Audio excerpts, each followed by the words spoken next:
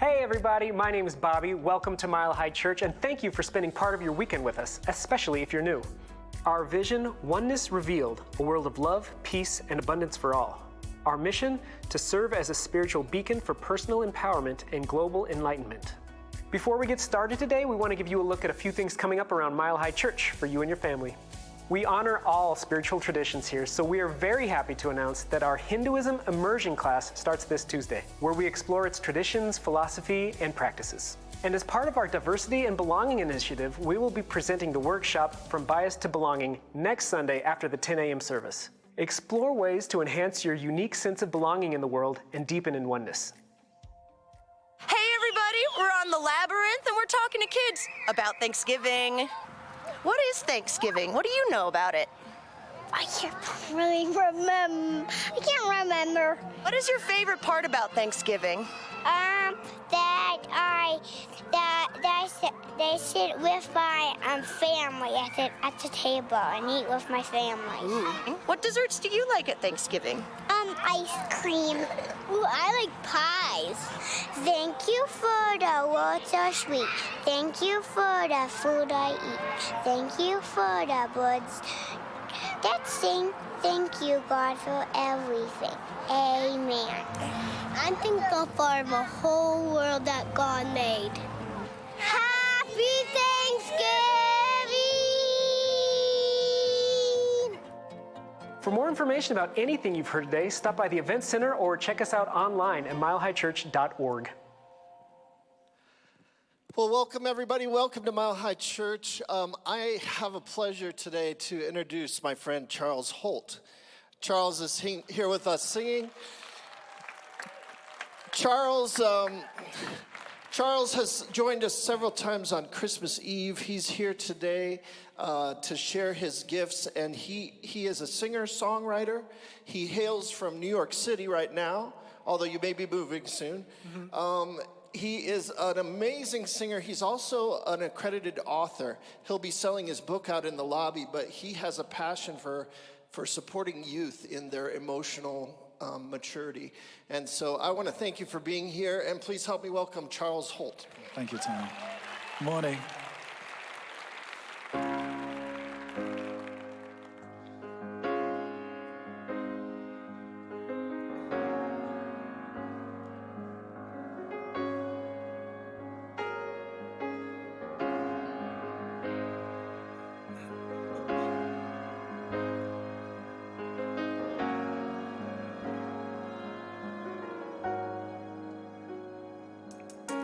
When I think of home, I think of a place where there's love overflowing. I wish I was home. I wish I was back there with the things that I've been knowing. Wind that makes a tall grass bend into leaning, and suddenly the raindrops that fall have a meaning, sprinkling the scene. It makes it all clean.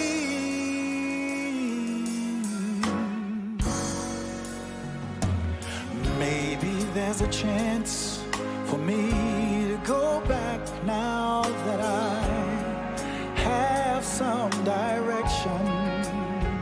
Oh, sure would be nice to be back home where there's love and affection.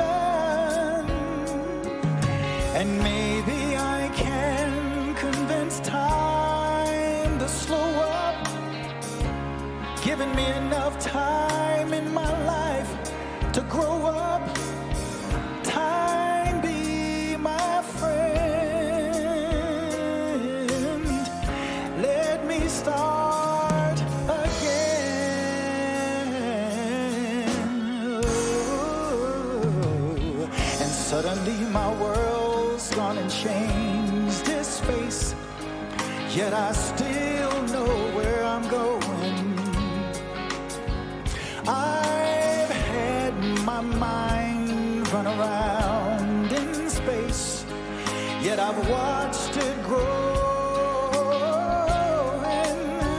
And if you're listening, God, please don't make it hard for us to know if we should believe the things we see.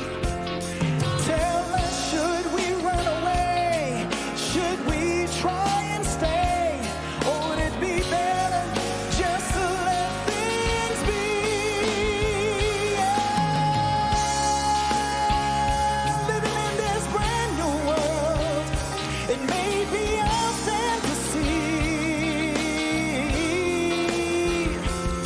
but it's taught me to love.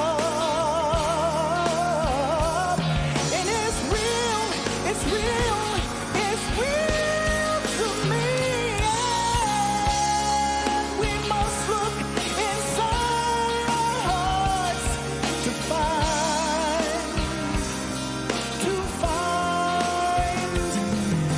a world of love like yours, like mine, like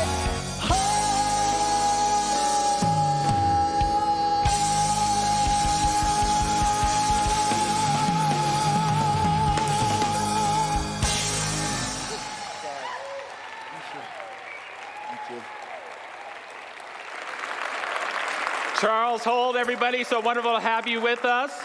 Charles, did you know that Denver has over 300 days of sunshine a year? That's at least what Roger told me the first time I guest spoke here. I don't know if it's true, but it's at least a selling point. But we're so glad to have you. So wonderful to have Randy Chavez with us today, too, and this incredible Mile High Band. Thank you, Tom Litch. Welcome to Mile High Church. It's so wonderful to see each and every one of you. We are here to remind one another that we are children of God, that we are surrounded by a divine creative mind, and that we human beings exist to bring a greater level of peace, of love, and a consciousness of unity to inspire ourselves and all of humanity. Does that sound good to you? Yeah. Sounds good to me. Thank you for being here.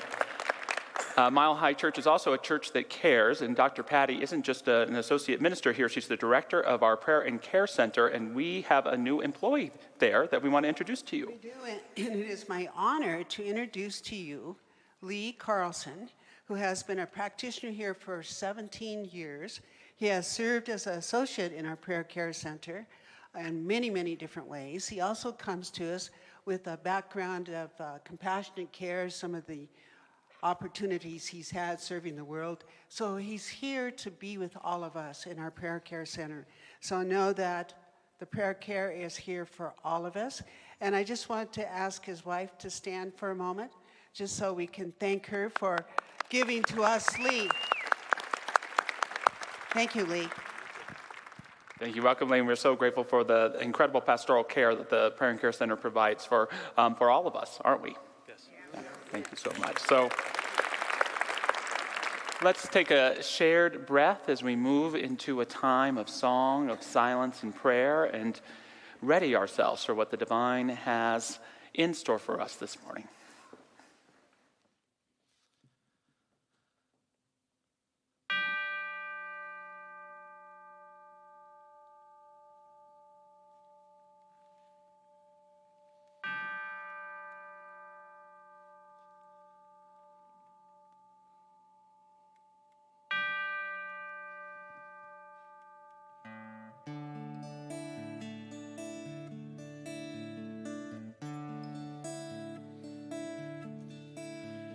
Surely the presence of God is in this place. I can feel the mighty power and the grace. I can hear the brush of angel wings. I see glory on each face. Surely the presence of God is in this place.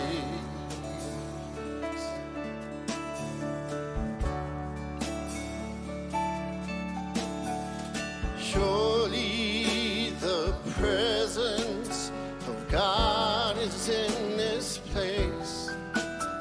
can feel the mighty power and the grace. I can hear the brush of angel wings. I see glory on each face. Surely the presence of God is in this place.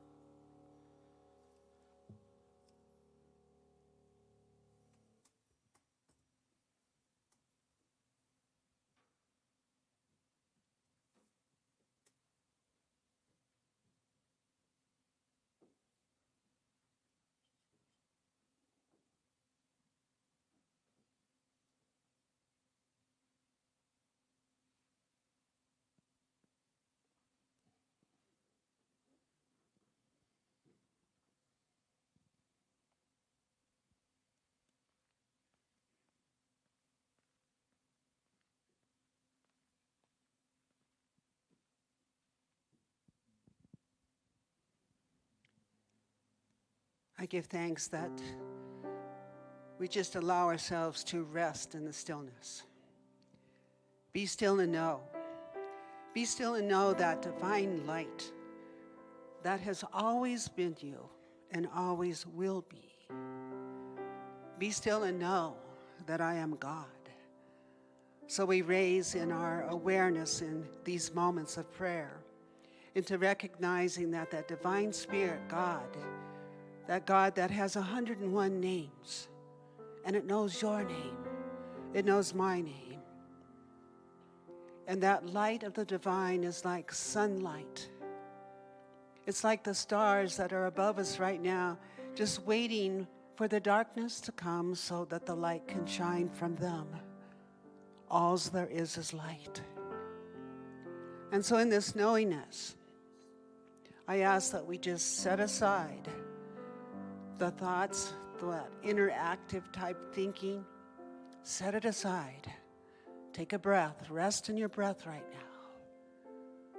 And sense and know that you have been cut from the cloth of the infinite God. So I behold this light, and I behold it as that seamless union of the divine.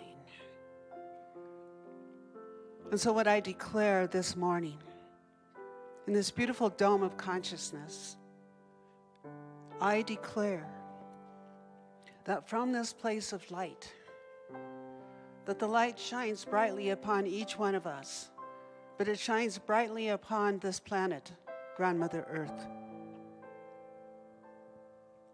I bless all who have served in the military,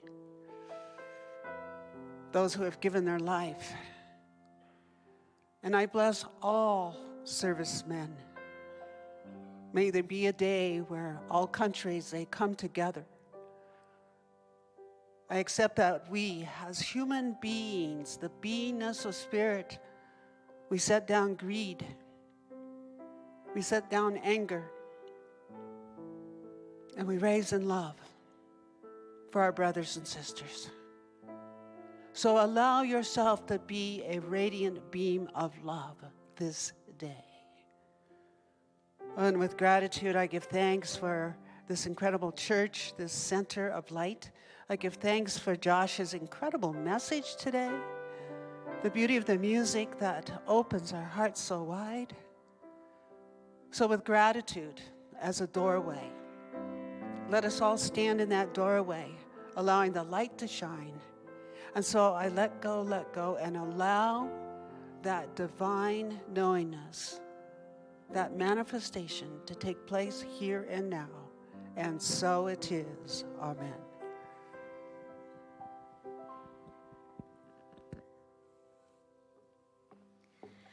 As a tribute to our veterans for Veterans Day, we wish to acknowledge and express our appreciation to the men and women who have served our country in both times of war and in times of peace.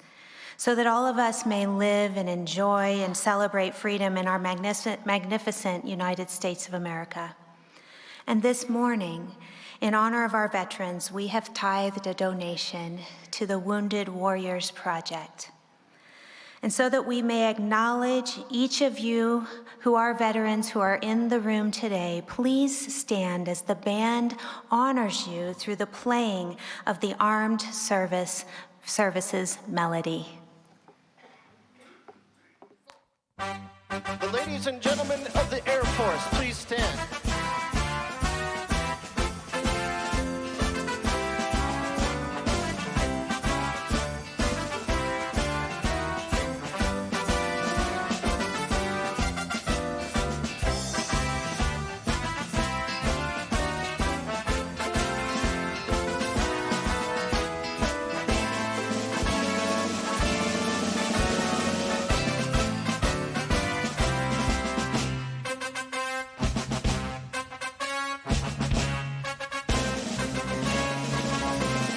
The Marines.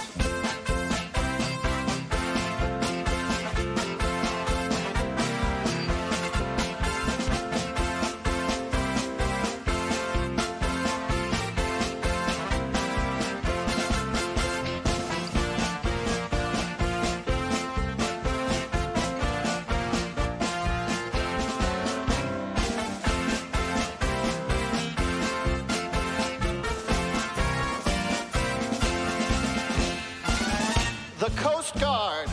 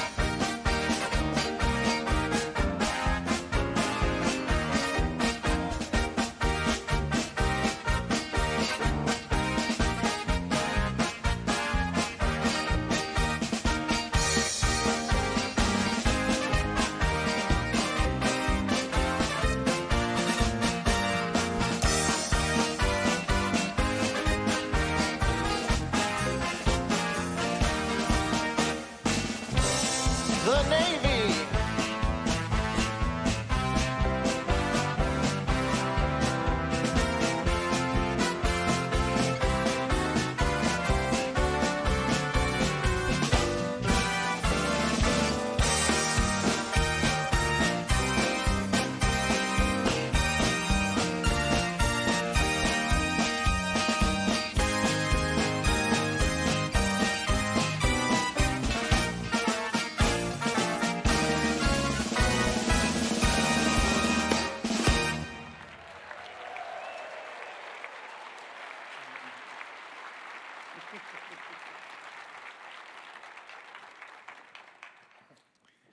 We'd like to once again thank the veterans for your service.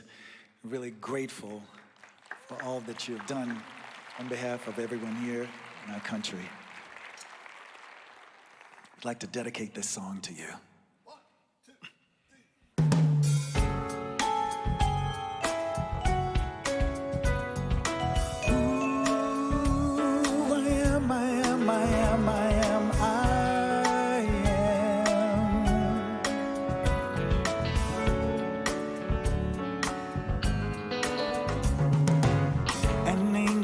Ask me, do you know who you are?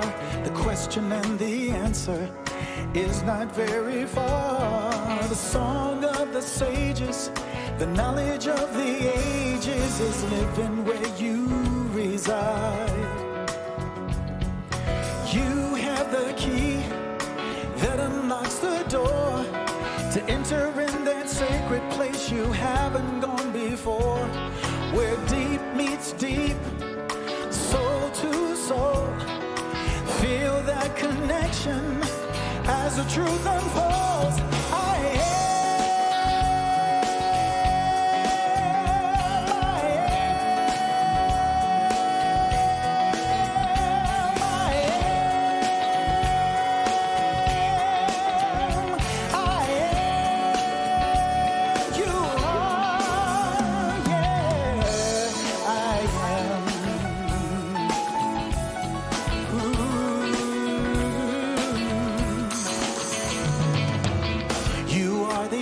answer. Yes, you are the key that unlocks the door to freedom and leads you to me. Look deep inside you. Trust the force that guides you. It knows the way. Yeah. There's no separation. We're one in the same. A child of the Creator, known by different names. The Alpha and Omega, the eternal flame that burns deep inside you. Do you know my name? I am. From the mountains to the oceans, I am. From the rocks to the trees, I am. The stars and constellations, I am. You are. I am. From the mountains to the oceans, I am. From the rocks to the trees, I am. All the stars and constellations, I am. You are. I'm spiritual and mystical. I am light, I am love. I live in you, and you live in me. From the very low to the heavens above, I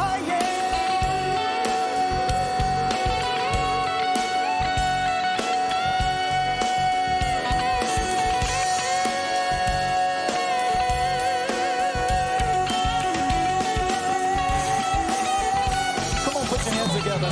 There's no separation. We're one and the same. A child of the Creator, known by different names. The Alpha and Omega, the eternal flame. It burns deep inside you. Do you know my name? I am. From the mountains to the oceans, I am. From the rocks to the trees, I am. All the stars and constellations, I am. You are. We are. We are. I am. With the peace that passes all understanding.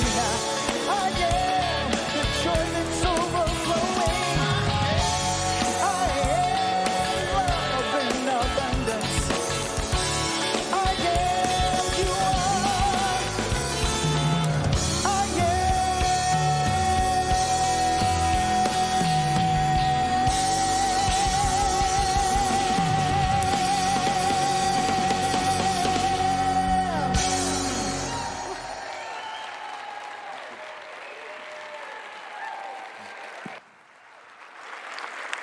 Charles Holt, we are so grateful for you. Charles is a transformational figure on this planet, not only through his song, but through the written word. You're an incredible writer, and you're dedicated to increasing all of our emotional intelligence.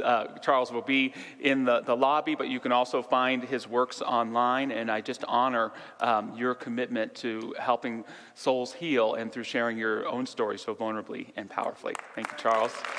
Thank you, Randy, Bijou, Mike, Rob, our music director, Tom Litch. Okay, who brought food for the food drive?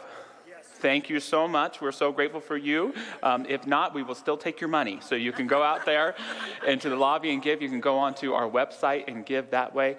I love that Mile High Church is a place where when someone comes here and they're hungry, we're able to help them, no matter what.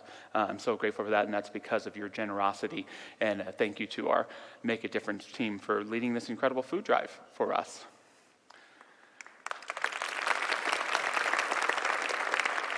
I'm also grateful this year at Mile High that we've had a special initiative with a focus on spiritual practice.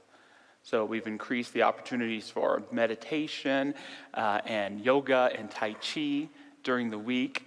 How many of you were here for the excellent Dan Harris speaker presentation a couple weeks ago on meditation and mindfulness? So appreciated that. Tonight, 5:30 p.m., our Healing Light service takes place in the Vote. It's all about deeper contemplation. It's a time to walk our labyrinth. We are immersed in spiritual practices. And it inspires the talk today as well, a Sabbath heart, embracing sacred days in a holy now.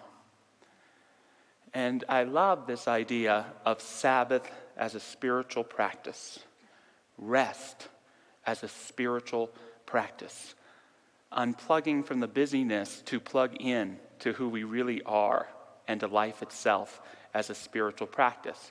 And the Sabbath is so at the heart of the Judeo-Christian experience that the first story in the Bible is really a creation myth about the Sabbath. Even before Adam and Eve, God creates the heavens and the earth and people and animals and vegetation, and then we read this. God saw all that he had made, and it was very good. And there was evening, and there was morning, the sixth day. By the seventh day, God had finished the work he had been doing. So on the seventh day, he rested from all his work. Then God blessed the seventh day and made it holy, because on it he rested from all the work of creating that he had done. And I like a deeper interpretation of this that says on the seventh day, God didn't just rest, but God created rest. On the seventh day, God created serenity, tranquility, silence. I like this idea that God may have manufactured the cosmos in the first 6 days, but on the seventh day, God inserted God's self into the world as a holy knowing, as a creative presence. So much so that when you practice Sabbath, when you rest, you return to the natural rhythms that is the expression of nature that is your own body, and you experience restoration. You allow yourself to return into the rhythms of the seasons and of life itself and are restored. And it's so important as we enter the holiday season that we're not just barreling through the holidays. Can you believe it's November 12th already? Oh my gosh, the time sure does fly. Time didn't fly. You did. You barreled through it, not resting, not slowing down, not paying attention.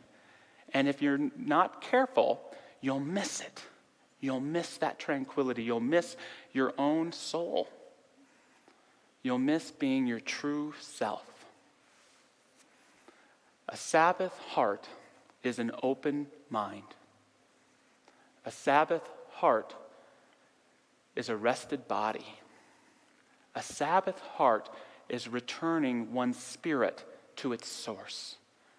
A Sabbath heart is an awakened soul.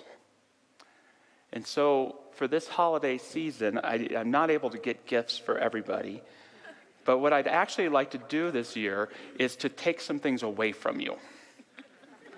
I want to take from you this holiday season. And the first thing that I want to take from you is your calendar. Okay, I have most of your addresses. I'll be there sometime this week. Take your time to take all your calendars away, because we don't look to these calendars to remind us where we are in relationship to the sun. We look at them to build our manufactured selves. Not that they're not sincere, but they can become very superficial. The well-organized life is completely void of adventure. And we fill up all of the days. I've got to do this. I've got to be here. This manufactured self gets all this attention, and our soul misses out. Wayne Mueller, in his modern spiritual classic, Sabbath, available in our Works of Heart store, he says, "We meet dozens of people, have so many conversations. We do not feel how much energy we spend on each activity because we imagine we will always have more energy at our disposal. This one little conversation, this one extra phone call, this one quick meeting, what can it cost? But it does cost. It drains yet another drop of our life." Anyone else here feeling drained drip by drip by the busyness of your calendar? Often people ask me, "Josh, how do you write your brilliant sermons?" I don't know. Why are you laughing? No. Once in a while, someone says, hey, Josh, how do you write your talks? And I tell them that for me, ideally, it begins as soon as I get home on a Sunday. Because for me, pulpit ministry, as we call it, ideally is a conversation. It's a rapport that we build with one another. And I like to take all the energy and all the words that I've heard from you, and I'm so excited about what I get to say to you next that I start working on it right away. And I'll do some research on Sundays. And so 2 weeks ago I came home and I got all my books on Sabbath, and I started writing all these notes about rest and realized how exhausted I was. A little overworked. And I said, you know what? I'm going to do some homework, and I'm going to rest. So I went and I laid on the couch, and I watched the Bronco game for an hour and a half. And it had been a long time, especially having a 5-year-old who sees the purpose of your identity to take her to the park on Sundays. It had been a long time, and thank God it was the Bronco game where they beat the Chiefs a couple weeks ago. It'd be a very different sermon if I was watching that Miami game. It's a hard, inspirational message. Hey, guys, it's the fourth quarter, and we're only down 70. We can do this. Bad inspirational messages. And maybe you relate to this, but when I rest at a time that isn't scheduled for rest, I go into judgment about myself right away. Lazy. What are you doing? What material good is lying down doing you in the world? There's so much more you could be doing for this manufactured self to be successful and to be seen as successful and to get stuff done and to feel good about yourself.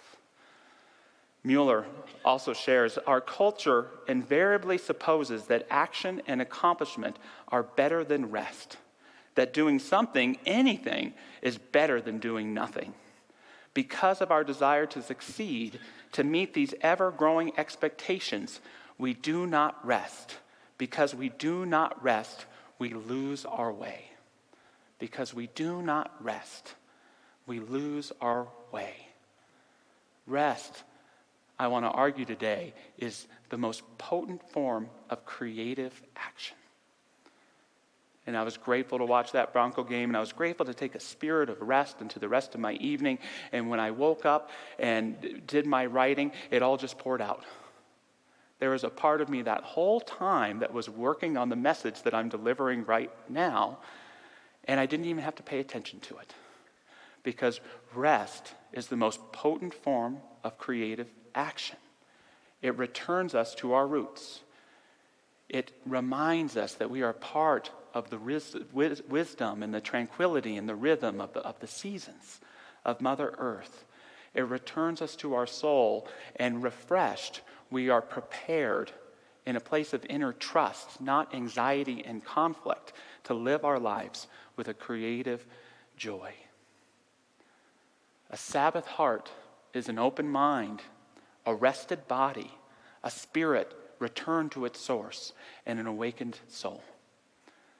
And when I have the opportunity to enter a Sabbath day, a Sabbath hour, a Sabbath minute, I recite the following prayer I've written for myself, and I share it with you today.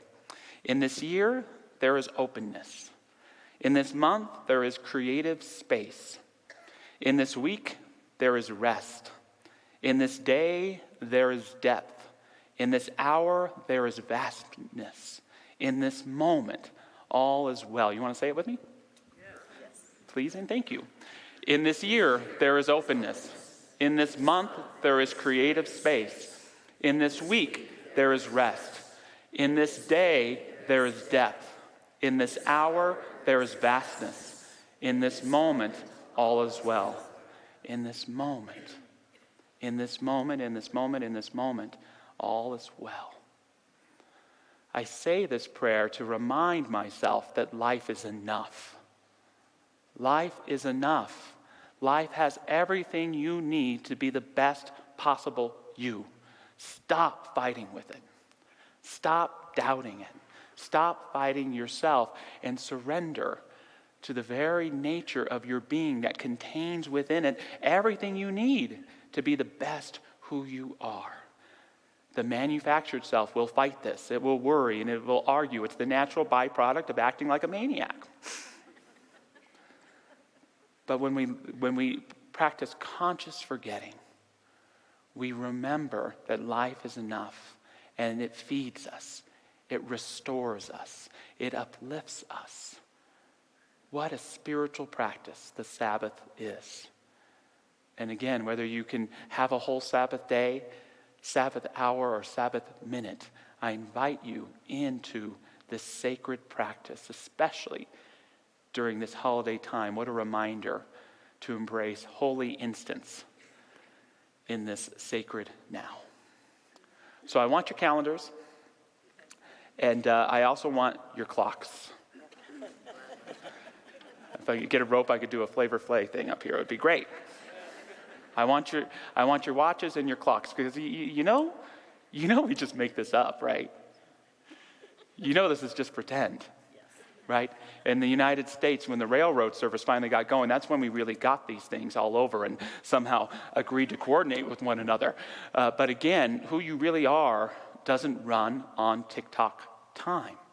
I mean, I love it for meeting one another on time and things like that, but it's not what your soul runs on. Your soul runs on the stillness of time.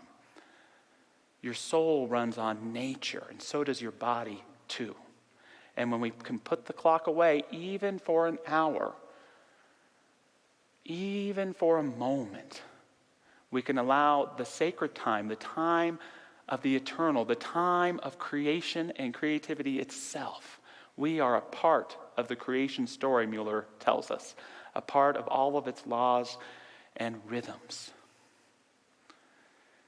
You don't have to be religious to practice the Sabbath. You don't have to be Jewish. You don't have to be Christian. The Sabbath, in a way, can be your religion. It's that intentional time you take for the timeless. It's that intentional time you take to honor and search for the sacred and to experience the very meaning of your life. There was a young man named Oliver.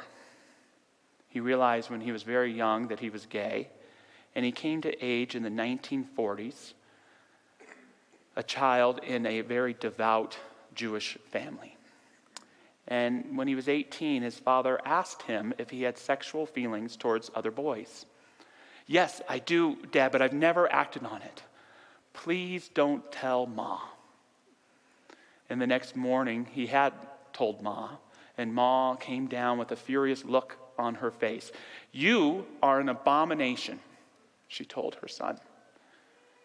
"I wish you had never been born." I'm sorry for yelling. "I wish you had never been born." And this created not only a rift between Oliver and his family, but it nurtured a hatred for religion. Because how else could a mother say something like that to her son if not influenced by that fundamentalism in this, language in Leviticus or whatever it was? And Oliver Sacks would grow up to become one of the most celebrated doctors of the 20th century, a neurologist. He would focus his attention on the inspiration and the experience of his patients, learning to love them, learning to listen to them, and he would write famous books like The Man Who Mistook His Wife for a Hat. Dr. Barry does it all the time. Or Awakenings, which was a big budget movie where Robin Williams played Oliver, and Robert De Niro is in it as well. You know you've hit it when Robin Williams plays you in a movie. And throughout his career, Sacks would build a relationship with a man named John Ammon, a very busy man, a devout Jew, who even though he was a Nobel Prize winner in economics, even though he had 30 children and grandchildren, he always took his Sabbath day. And he encouraged Sacks to return to his Judaism. He said, "The observance of the Sabbath is extremely beautiful and is impossible without being religious. It is not even a question of improving society. It is about improving one's quality of life." It's not even a question of improving society. It is about improving one's own quality of life. In 2014, Oliver Sacks was diagnosed with terminal cancer. And he did what only Oliver Sacks would do. He started writing about it. And he had published 4 incredible opinion columns in the New York Times. It's all encapsulated in a book called Gratitude that's in our Works of Heart store as well. And the last of these op-eds he wrote, he entitled Sabbath. And he shares, "And now, weak, short of breath, my once firm muscles melted away by cancer. I find my thoughts, increasingly, not on the supernatural or spiritual, but on what is meant by living a good and worthwhile life. Achieving a sense of peace within oneself, I find my thoughts drifting to the Sabbath, the day of rest, the 7th day of the week, and perhaps the 7th day of one's life as well, when one can feel that one's work is done and one may, in good conscience, rest." As far as I know, these are his final public words. Don't let anything keep you from your Sabbath time, from your sacred time, for it's there that we meet the God of our own understanding. It's there that our eternal bonds with loved ones who've passed on exist. It's there that our potential, our calling, is always with us, moving us forward. A Sabbath heart is an open mind, a rested body, a spirit returned to its source, and a soul awakened. So I want your calendars. I want your clocks. And you know what I'm going to ask you for now, right? Money. I want your phones. I want your phones. Ushers are going to come forward because I know you have them all with you. If you haven't texted to give yet, please do so, and they are going to collect the phones. Now, I think my friend Barry has a pretty healthy disgust of phones in general. Here's mine. I love them. I love these things. They connect me to the world in such a profound way, but if you're not careful, they'll eat your soul. If you're not careful, they'll take your soul from you. We forget the value of being a little bored. There are these really important moments in our lives that exist for contemplation of the infinite or of nothing at all. The 10 minutes when you're waiting for your food. The silent pause in the middle of an argument with your spouse. Sitting on a park bench. The few moments between when you get up and when you get out of bed in the morning. And if you're not careful, we allow these phones to fill that space. And it's not artificial intelligence that we have to be worried about. It's our intelligence becoming artificial that we have to worry about. I know this artificial intelligence, we like to talk about it a lot, and I'm not saying it's not concerning, but I do always think back to Schopenhauer, who in the 17th century wrote about the dangers of reading. We got to keep these books away from these kids because they're thinking for them. And I don't mean to be light on our artificial intelligence. It's something that we need to pay attention to, but note, it's artificial intelligence. It doesn't contemplate. It doesn't have an emotional compass. It doesn't have a soul. Make sure that I'm talking about it and not you. Right? We need that time to rest, to be able to say, where am I? Who am I? Why am I here? If I don't know, why am I going to choose to be here? What are my hopes and dreams? What is something that someone said to me that I trapped somewhere that I need to feel and process? Our phones, if we're not careful, can take us away from the Sabbath moments that are available to us. In honor of AI, however, I did go to ChatGPT this week and I said, how can I tell the Mile High Church congregation to best practice the Sabbath? And of course, it came up with a clearer answer than I could for you today. So I figured I'd share it with you today. Step 1, plan ahead. Good advice. 2, disconnect from digital distractions. 3, prioritize rest and relaxation. 4, reflect on spiritual teaching. And 5, practice gratitude. Way to go, ChatGPT. Yes. C3PO will be giving the message next week. I appreciated the time getting to be your senior leader here. A Sabbath heart is an open mind, a rested body, a spirit returned to its source, a soul awakened. And we can enter into that Sabbath time anytime we choose. You know, I know you're not going to get rid of your calendars. I know you're not going to get rid of your clocks. I know for damn sure you ain't getting rid of your phone. So what I want to challenge you to do this week and through this holiday season is to use these three things covertly to encourage you to have Sabbath time. I'll call it the Sabbath challenge. I challenge you to either have a full Sabbath day or to plan 1 hour of Sabbath time every day. If you can't get it in 60 minutes, get it in 15 here or there. On your calendar, I want you to plan and schedule your time to do nothing. Plan and schedule that Sabbath time. It will change your life for good. On those clocks, I want you to set alarm after alarm after alarm to remind you that time in the tick-tock sense is not real. And to take a Sabbath breath, a Sabbath minute, a Sabbath moment, to just be and rest.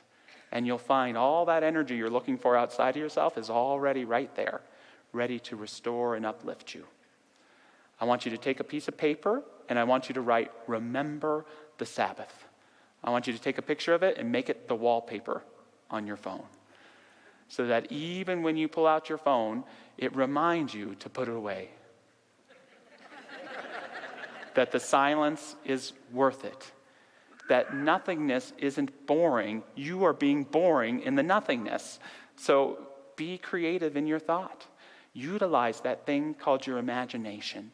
All those best ideas and epiphanies you've been struggling for, they're right there.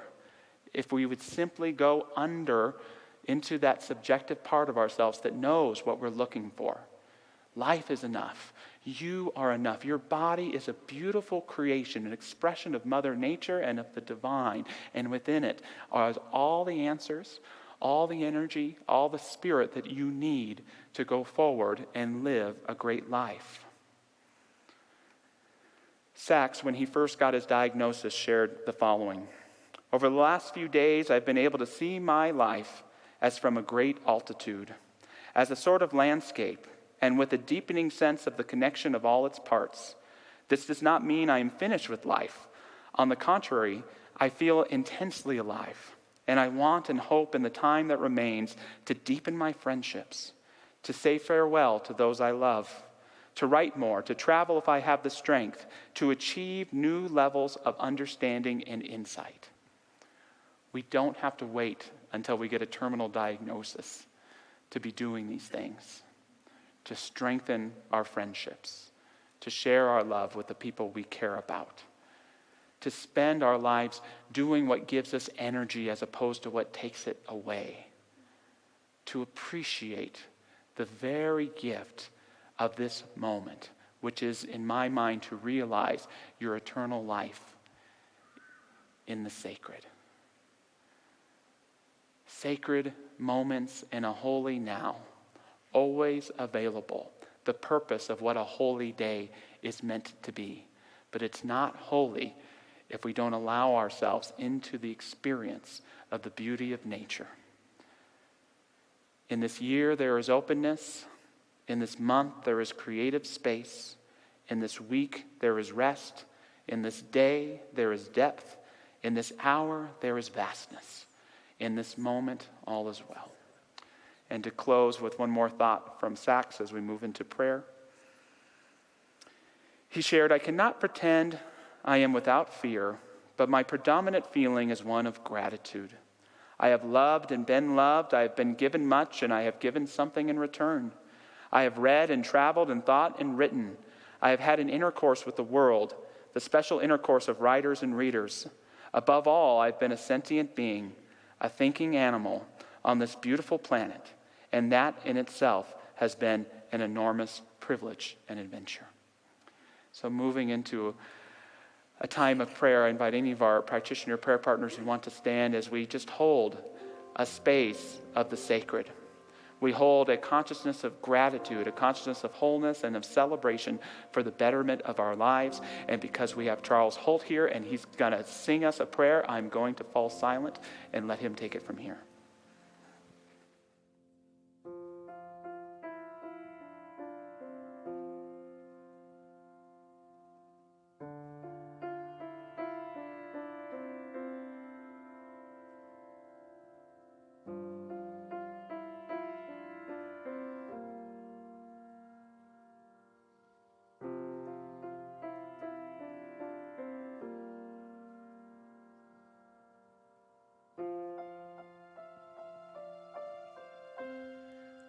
Rolling river God,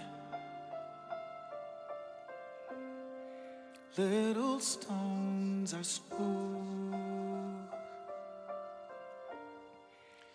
Only once the water passes through.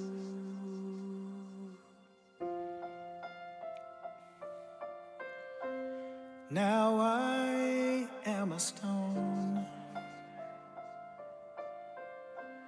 rough and grainy still,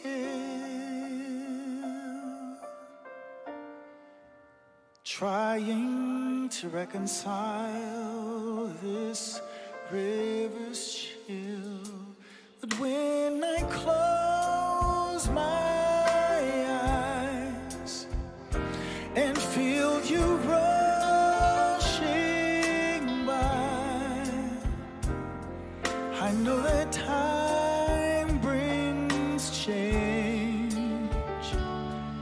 and change takes time. And when the sunset comes, my prayer will be just one, that you might pick me up and notice I am just a little smoother in your hands. Sometimes raging wild, sometimes swollen high, but never have I known this river dry.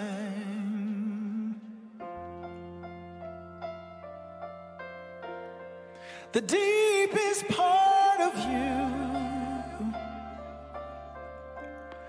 is where I want to stay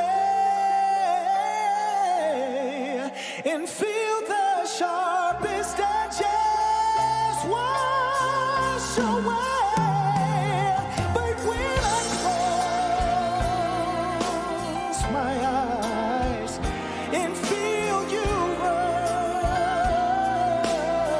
rushing by, I know that time brings change, and change takes time. And when the sunset comes, my prayer will be just one, that you might pick me up and notice I am.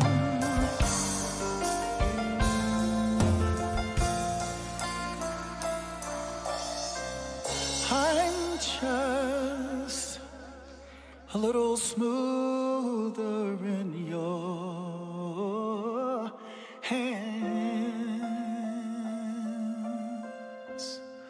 Rolling river God, these little stones are smooth. It's only once the water passes through, and when I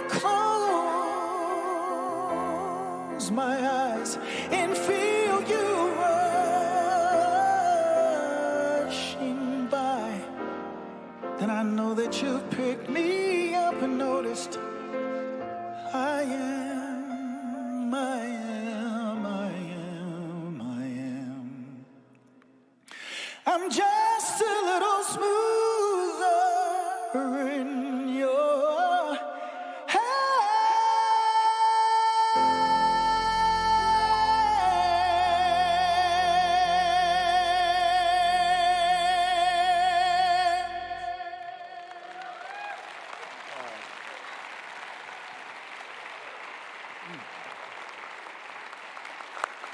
And so it is. And so it is. Thank you, Charles. Thank you, band. I do feel that I need to note that C3PO will not actually be giving the Sunday message next week, but R2D2 may be doing the prayer. It's going to be fantastic. As we move into this time of offering, we love to celebrate things that we partner with, and probably the organization we partner with more than anything is the Action Center. And so we have a guest, Lisa, here today. I want to bring her up not only to thank her for the incredible work that she's doing, but that she can tell us a little bit about what the Action Center is and does. Thank you. Welcome, Lisa. Good morning. I'm Lisa Vega. Good morning. I'm Lisa Vega Fields, Manager of Donor Relations at the Action Center. And on behalf of the Action Center and the community members that we serve, thank you for your continued support, generosity, volunteerism, and the dedication that you have given the Action Center and belief in our mission, which for 55 years has been to provide with compassion and immediate response to our community members experiencing hardships and provide pathways to stability. Because of you, 2,389,116 pounds of food has been distributed in 56,491 visits to our grocery store. Over 234,000 items of clothing have been distributed in 12,860 visits to the clothing bank. 4,656 Jeffco students received new backpacks with school supplies, and over 1,600 households will receive Thanksgiving food this year. Thank you.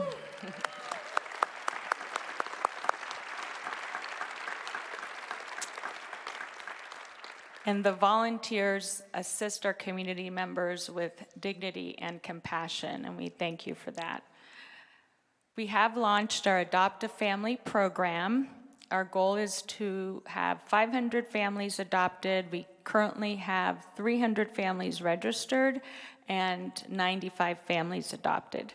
If you're interested, there's information on our website, theactioncenter.org, under the Events tab, or I have flyers out in the lobby with a QR code. I welcome you to visit the Action Center at any time, and thank you for the opportunity to express our gratitude. Thank you so much, Lisa. And so grateful. If you're a member of our Make a Difference team, will you just identify yourself? We're so grateful for all you do, the food drives, the sock drives, the giving tree, the school supply drive. You help make it go, so we're so grateful to them. Let's hear it for them. Thank you for all you do to support Mile High Church financially. Your giving helps us to thrive. I know that it increases your own abundance, and it helps Mile High fulfill its vision of being a beacon in this world and helping people in our local community. So thank you for that. I invite you to take your gift and bless it however you do, but we can all say an offering affirmation together. It goes like this. Divine love, as me, blesses and multiplies all that I am, all that I have, and all that I circulate. And so it is.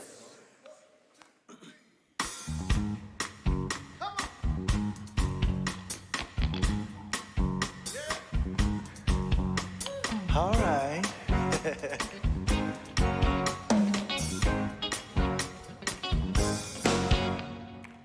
They say the neon lights are bright on Broadway.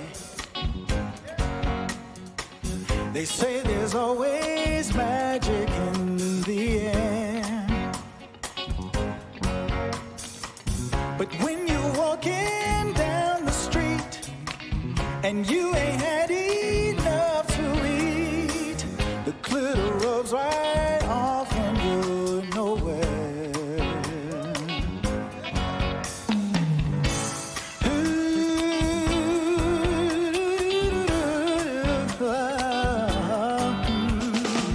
They say the women treat you fine on Broadway,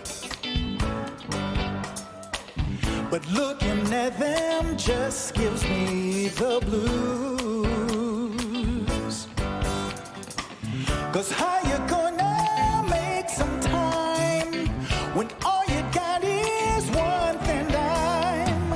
and one thing I won't even shine your shoes.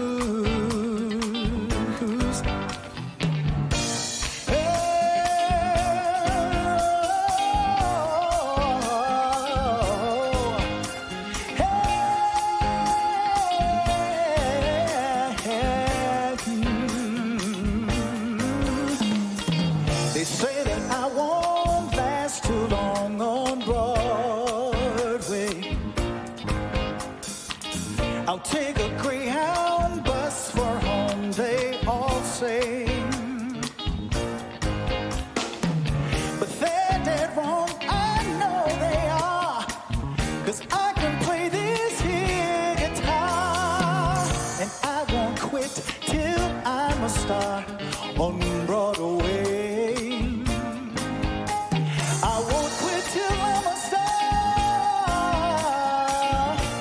on Broadway. No, no, no, no, no, no. I won't quit till I'm a star.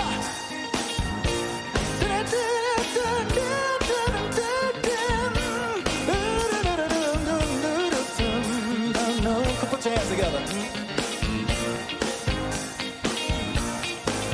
Oh, I won't quit till I'm a star. Oh, I won't quit till I'm a star, baby. Yeah, on Broadway.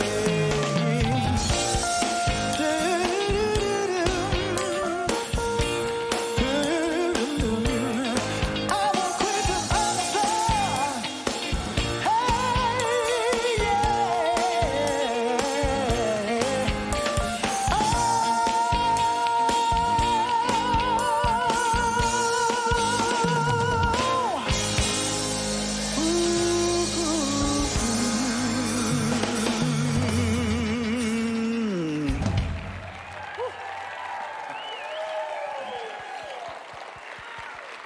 Oh, Charles Holt, thank you so much. What a blessing to have you rocking the place today. Thank you. And please join him out in the lobby. He has product out there. You can get it online, and you can meet him out front. And if you are here for the first time today, we welcome you into the heart and the soul of our Mile High community. I'll be out in the Welcome Center, and I'd love to tell you more about all the offerings we have here at Mile High Church. And also down here in front, you can see our beloved prayer practitioners are coming down. If you feel called for a spiritual mind treatment, I hope that you will come down and get a prayer from them this morning, or you can fill one out in the lobby or put one in online. Thank you, Zamira. And one of the best things Mile High Church does right now are these interfaith classes that you've co-created and brought forth for us, and the next one starts this week. Yes, it starts on Tuesday night. We're going to have an immersion into Hinduism, and you can attend either online or in person. Both will be running simultaneously and help us celebrate Diwali, which is the last night of Diwali on Tuesday night. And we'll have some live music and some guest presentations, so hope to see you there. We'll be in the Vote Center. They're excellent experiences. Thank you for creating that for all of us, Zamira. Stacy brought forth a great series at Mile High this year called What I Wish My Parents Knew, and the last one of the year is today. It is today, and we're leaning into financial awareness with estate planning for families, and this is families with children of any age, and even if you are children adjacent. Our speaker today, Pamela Moss-Garrett, she is funny, she is smart, and you should come just to hear her talk. Childcare is provided, and we have snacks, and we are over in the Vote Center at 11:30. Awesome. Thank you, Stacy. With that great blessing, there will be snacks. Know, too, that you can make your way to the community center. We've got Starbucks coffee. Get to know a Mile Higher today. It'd be great to see some of you over there online. Come visit us sometime. Dr. Michelle is back next week giving a 2-week series. Looking forward to that. And with that, if you'd like to stand, we're going to say a benediction and sing the peace song. The benediction goes like this. Repeat after me. Something wonderful is happening to me right now. Something wonderful is happening to me right now. It is this thing called life. It is this thing called life. Life is in my mind. Life is in my body. Life is in all that I do. I give thanks for it, and I accept it. Just the way that it is, and just the way that it is not. Thank you, life.